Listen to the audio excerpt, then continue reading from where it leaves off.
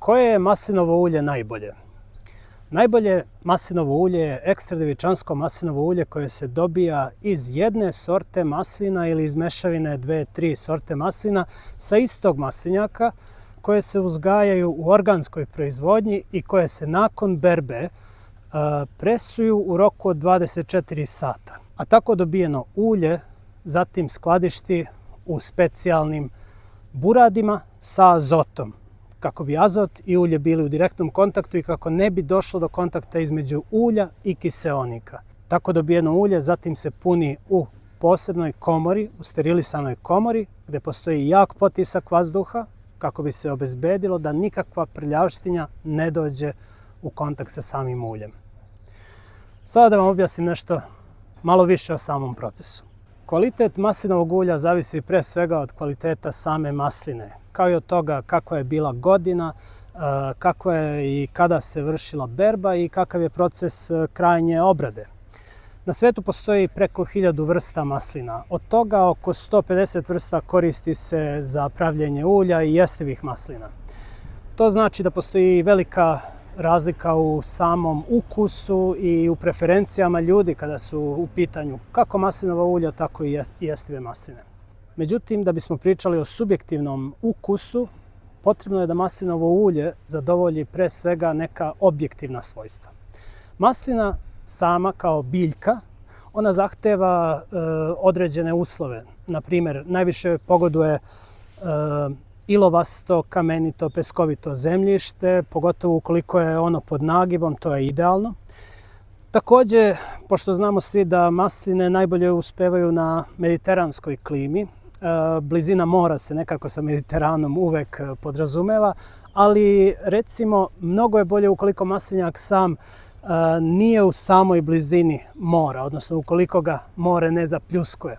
Razlog za to je što ukoliko ne postoji dobra ventilacija i dobra drenaža zemljišta, blizina mora može i negativno da utiče jer ta vlažnost može povoljno da utiče na razvoj određenih bolesti ploda i drveta i pojavu štetočina.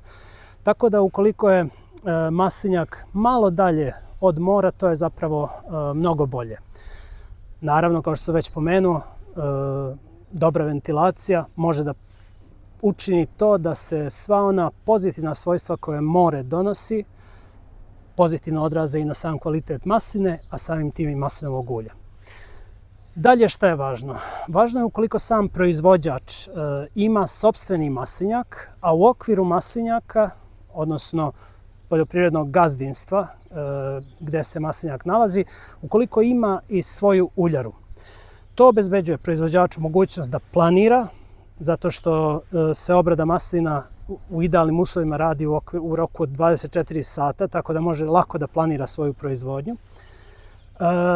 I pored toga može da obezbedi visok kvalitet i kontrolu kvaliteta, zato što jednostavno može da obezbedi da njegove masline, na primjer ukoliko su iz organske proizvodnje, ne dolaze u kontakt sa maslinama drugih proizvođača, eventualno maslinama iz konvencionalne proizvodnje. Nakon što se maslinovo ulje dobije, ono se filtrira i čuva se, odnosno skladišti u posebnim buradima. Ukoliko su sama burad povezana na sistem sa azotom, to omogućuje da se sva organoleptička svojstva ulja zadrže u potpunosti.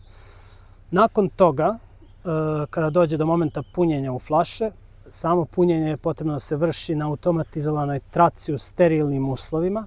Postoje posebne mašine za to. I naravno u tom trenutku se dodaje i azot prilikom punjenja kako bi ulje bilo maksimalno zaštićeno sve do njegovog otvaranja.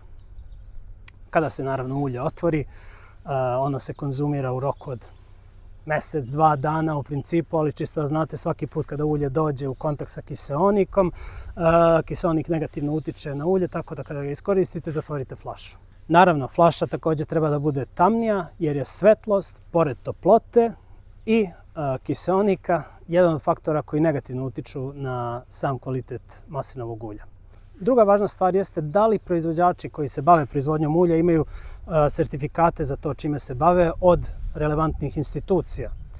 Ukoliko se pozivaju na određene nagrade koje su dobijali na nekim sajmovima, potrebno je vidjeti da li su ti sajmovi zapravo relevantni u svetu maslinovog ulja i ukoliko jesu, da li su ti proizvođači jednom dobili nagradu pa se posle nestali sa radara i onda to nastavljaju da koriste u marketinške svrhe ili su redovno među prva 3 otprilike mesta, jer nikada ne može čovjek da bude u potpunosti najbolji, jer u zavisnosti od godine, od berbe, zavisi kako će ulje da bude, ali da uvek bude tu negde u samom vrhu, što znači da održava standard kvaliteta uvek na visokom nivou. Kada su svi ovi uslovi ispunjeni, onda možemo da govorimo o subjektivnim preferencijama. Subjektivne preferencije mogu da se odnose na to da neko više voli ulje koje je malo slađe, da kažemo tako po znacima navodnika. Neko voli više ono koje je gorčije, pikantnije. Ukoliko je ulje gorko ili ukoliko ima tu pikantnu notu u vašem grlu kada ga probate, to znači da ima visok nivo polifenola. Polifenoli su ono što je najbolje u maslinovom ulju. Oni su prirodni antioksidansi koji pomažu našem telu i obnavljaju ga i prema brojnim istraživanjima koja postoje, upravo konzumacija maslinovog ulja doprinosi boljem opštem zdravlju. Naravno, na kraju svega ovoga ambalaža je još jedan od elemenata. Međutim, lepa flaša i lepa etiketa jesu poželjni, ali nisu dovoljni.